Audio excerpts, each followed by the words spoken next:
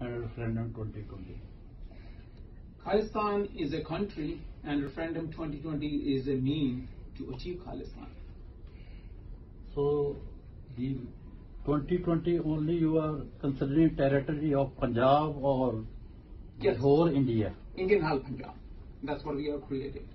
So how To re-establish Punjab as an independent how country. the world Sikh will go there and establish themselves over there in a short space? What do you mean? Because we are huge and sitting in different countries.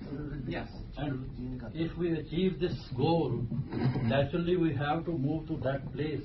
And that space is very small where we can adjust the whole Sikh community. That's not true. Why? Why not? Because Israel is created, India was created, every Indian didn't move back to India. Then you don't have to move back to the Punjab unless you feel like moving. Nobody's forcing anybody to move from any place. Now when independence is there, naturally we have to enjoy the facility of that place. So what do you call yourself, Indian or no? Do you call yourself Indian? Are you from India? Yeah, India. So why are you in US?